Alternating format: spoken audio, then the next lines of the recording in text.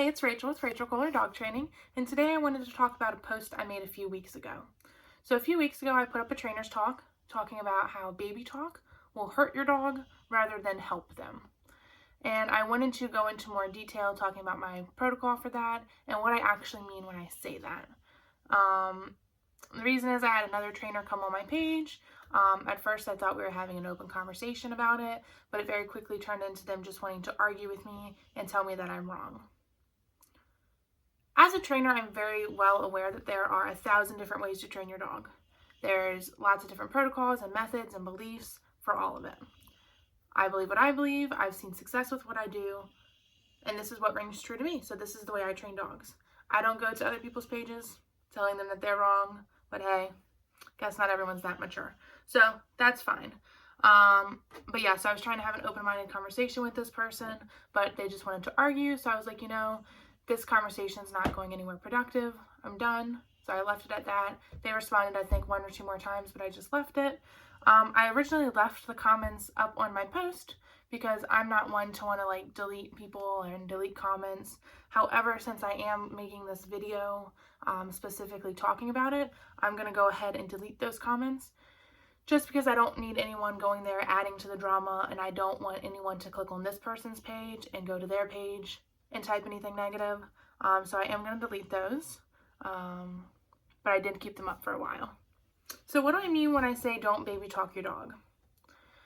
I had some people confused on what I meant by that. So I don't mean not to baby talk your dog when you're playing with them. So as owners, we all have that high-pitched, squeaky voice that we do when we're playing with our dog. I know I sure do with Gaia, and that's fine. But what I mean is don't baby talk your dog in an attempt to comfort them. So if something scary happens or your dog thinks something scary happens, don't say, oh, it's okay, because dogs don't speak English. So saying it's okay means nothing to your dog.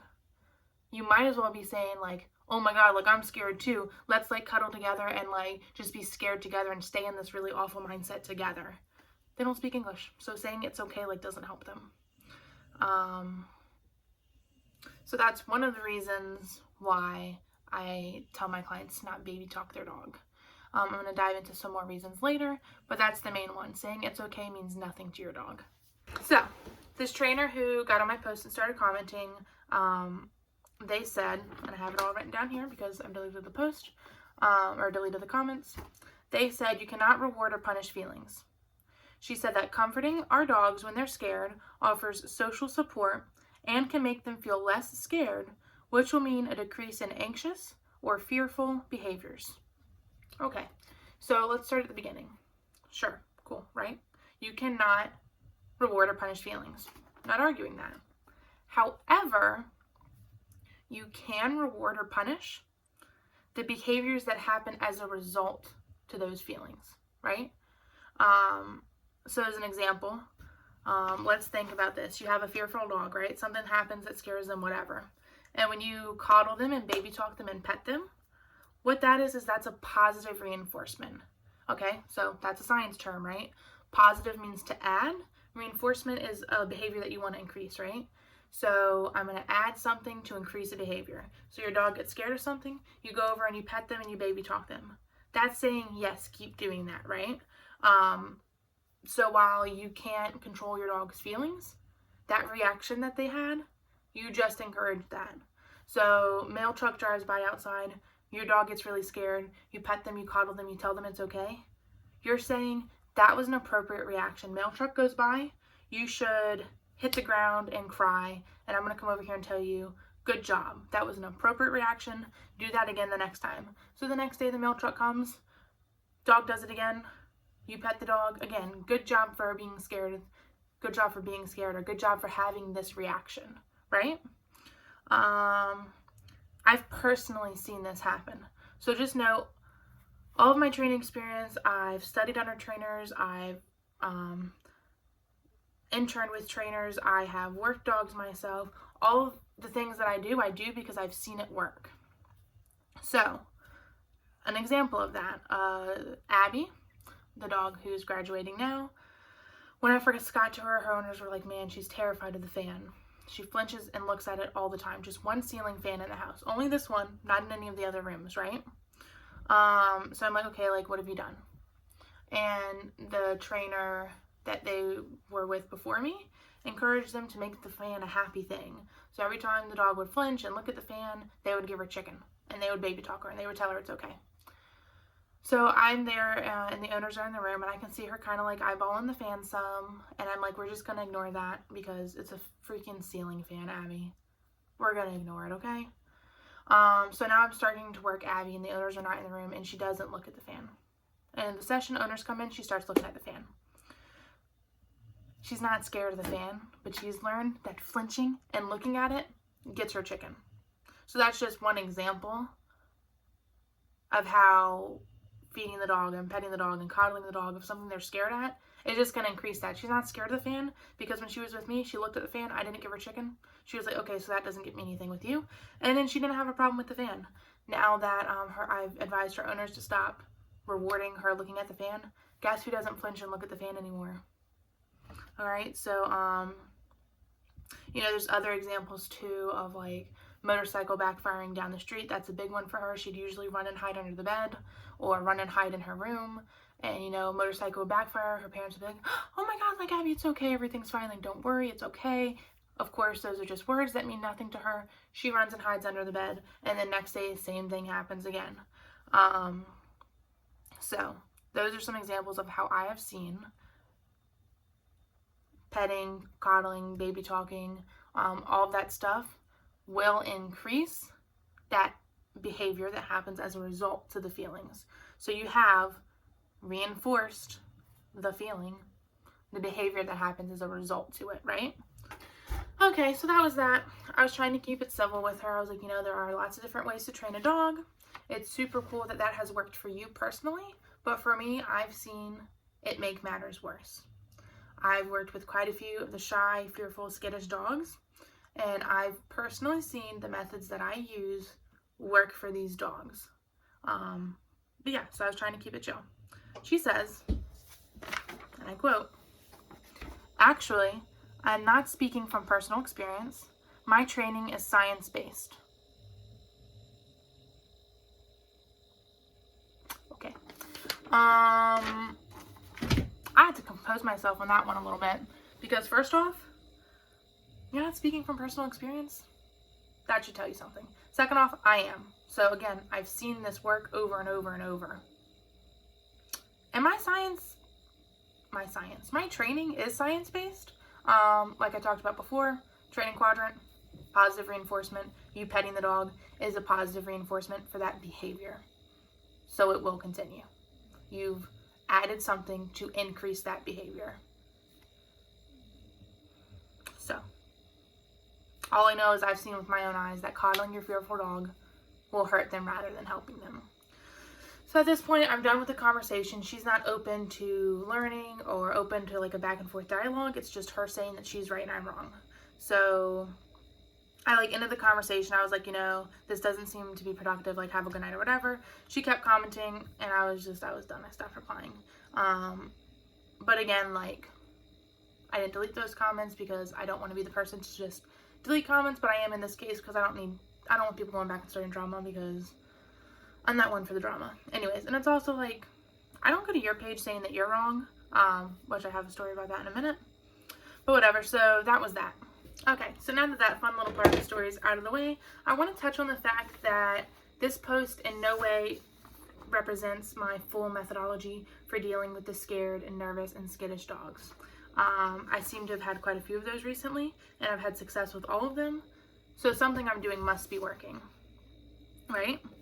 Okay, so to give a full picture of what my protocol looks like, let's walk through it. Okay, so I get this dog. They flinch when motorcycles drive by outside. Abby, right? That was one of her many things that scared her. Yeah, I'm going to ignore that because motorcycles are going to drive by. Tough freaking crap. Abby, it's not so scary, right? That's why I say to my owners all the time. It's not so scary, so your dog doesn't need to act scared of it. Motorcycle drives by, Abby gets scared, I'm ignoring it.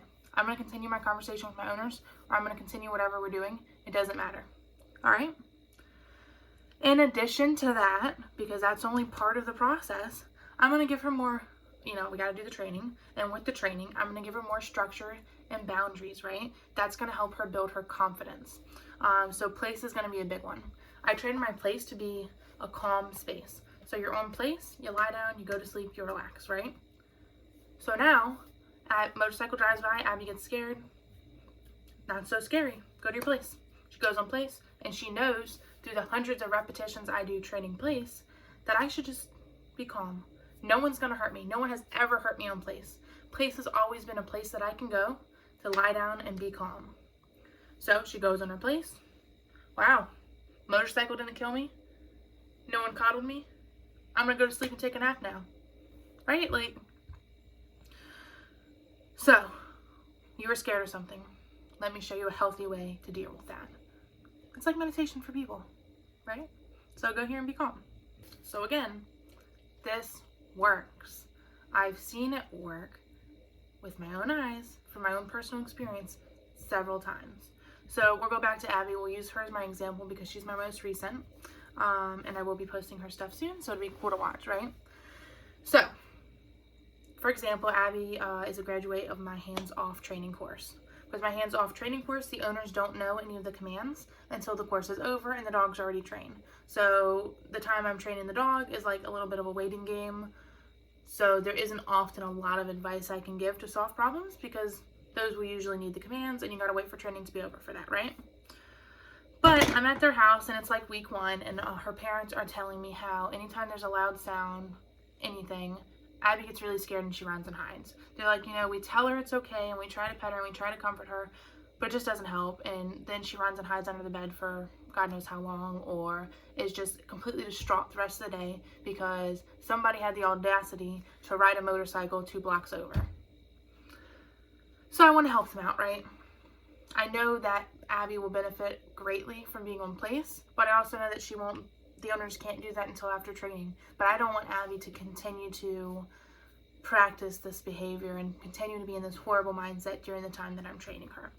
So I tell them, I said, look, this is gonna come off as crazy, but when there's a loud sound and Abby gets scared, I need you to ignore her. I need you to continue about your day because remember, as I said, that's not so scary. So I'm gonna keep living my life and you can keep living yours. Because the motorcycle doesn't affect us, it's not going to hurt us. Let's just keep going, right? So ignore her. Don't baby talk her, okay? We don't want to encourage that reaction because that's what it is. It encourages the reaction. So they did that. They took my advice and they applied it to their life and they had success with it. So week 4 of training, Abby's mom tells me, she was like, oh my gosh, the other day I was in the kitchen and I dropped something. Usually Abby would have ran to the other room and just been scared the rest of the day. She says, you know what? Didn't even look at her.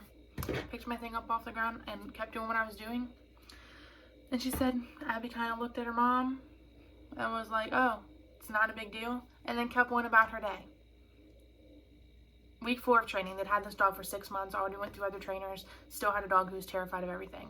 After that was week 1. So after 3 weeks of just ignoring it when she gets scared of silly things, she was able to be like, wow, that didn't kill me.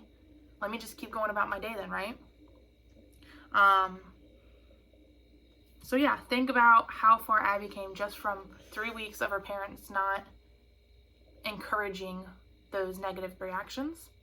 That was just that. That was before the graduation lesson and before we got to implement training and structure and boundaries to her parents. They saw that huge difference from 3 weeks of just not baby talking their dog. Again, personal experience. I've seen this work. I don't say these things because I like to hear myself talk. The things I do and the advice I give people, I give it because I've seen it work.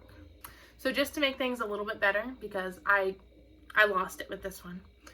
Said trainer who was commenting on my baby talk post immediately posts this stupid little cartoon. I said it, it's stupid. This stupid little cartoon on their page, alright? It's a little cartoon of a dog who's all curled up and is really scared, okay? Okay. The quote says, imagine you're afraid of snakes and in a room full of them. A friend hugs you and tries to console you. Will this make you more afraid of snakes No. Comforting your dog when she is frightened will not worsen her fear. They posted that like seconds after I was like, I'm done talking to you, okay? So, first off, we're going to set that aside for a second. First off, anyone who knows me knows I love analogies. I love using analogies to explain things to owners and help them understand why I do things the way I do them, or why their dog reacts in this way, or why this helps, or why this hurts, whatever, right? I love analogies. I watch any one of my Q&As I do with Pack Leader Dog Training, and I guarantee you there's probably an analogy in there from me, okay? That being said, sometimes my analogies will include people, okay? But I use my analogy with people in it to explain my training. I don't take an analogy of people, or I don't take something that people do and then use that to decide how my training works, if that makes sense. Because dogs are animals. They are not people. Human psychology does not work on dogs. That's why training is science-based. That's why there are the 4 quadrants of training. So there's a difference. So a lot of trainers don't like it, but I will use analogies with people to help my owners understand things. But human psychology does not work on dogs, because dogs are animals, okay? Like, we love them, they're our babies, all of that great stuff. They're animals, they're not humans. Human psychology does not work on animals, okay? But now that we're clear on that, I'm gonna play along, right? Now, mind you, I wanted to comment all of this on your post, but I'm mature, okay? And I'm not gonna go on your page and tell you what you're doing is wrong. So if you want to believe this and you want to spread false information, fine. All I can do is what I can do and post on my page and educate the people who follow me and my clients who hire me. But because I thought this was pretty funny, I'm going to share it. So let's play along with this analogy of being in a room afraid of snakes, okay? So if I'm scared of snakes, which I'm not, they're cute. If I'm scared of snakes and I'm in a room full of them and my friend comes up and hugs me, that's not going to do anything to make me feel better. Maybe I'm like heartless, but that hug does nothing for me because I'm still scared of snakes and I'm still trapped in a room with them. So thanks for your hug, but get off me. Let's figure out how to fix this situation. So sure, you hugging me didn't make me more scared of the snakes, but it didn't help me in any way at all. Okay, so that's out of the way. But let's continue playing along with this analogy, right? And let's talk about what this situation would actually look like with my training protocols. All right, so here's what it is. You're afraid of snakes and you're trapped in a room with them, okay? The first thing I'm gonna do is I'm gonna put all of the snakes in their tanks. They're secured, they can't get to you, all right? But we're still trapped in this room. And if you're really scared of snakes, you're probably still going to be freaked out, right? So the next thing I'm going to do is I'm going to sit you down and I'm going to walk you through some breathing exercises. And we can like meditate together and we can try to calm ourselves down because we're still trapped in this room. The snakes can't hurt us. They're in their tanks now. But you're probably still freaking out because you're scared of snakes. So let's breathe. Let's calm down, okay? That is what I do for my scared, fearful, skittish dogs, okay? That's what I do. So no, I'm not going to hug you because you're scared of these snakes because that's not going to help anybody. I'm going to advocate for you and make sure these snakes can't hurt you. And then I'm going to help you cope better and help you find a way to calm yourself down. So what that would look like with the dog is I always advocate for my dogs, especially on place. Like, in all situations, I advocate for them, but in place, no one is ever going to hurt you in there. Nothing bad is ever going to hurt you in place. So that's me putting the snakes in their tanks, right? Then I train place to be calm. So now you're calm. Now you're meditating. Now you're doing your breathing exercises. So yeah, the snakes are still there, but you know, because I've advocated for you, that they're not going to hurt you. And you know, from hundreds of repetition of going on place, you can just calm down now. So, again, I'm speaking from personal experience.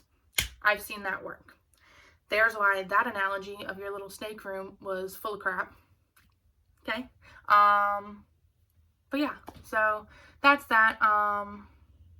I've seen it work over and over and over again. Abby's just graduated training with me. I'm doing a few extra lessons with her owners because, again, she was a special case. She was scared of life. So I'm going to work a little bit extra with her owners because I want to help them be as successful as possible. But here in the next week or so, I will be doing their post-training interview, and you can hear it from them. So fine, don't take it from me, but I'll be posting their interview soon, and you can hear them talking about how my training and my methodologies have changed their life. So thank you to everybody who took the time to listen to me explain this whole situation. I didn't really want it to be like super dramatic, but you did come onto my page and try to tell me that I'm wrong.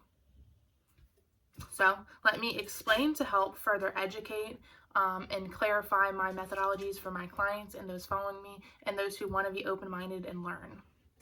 If you don't agree with it, that's okay. There's a bazillion different ways to train dogs. You do you. I'm going to do me. I'm going to keep doing what I've seen to work. I'm going to keep doing what's helped my clients. And you keep doing what floats your boat, okay? So happy training, and I hope everyone's having an awesome day.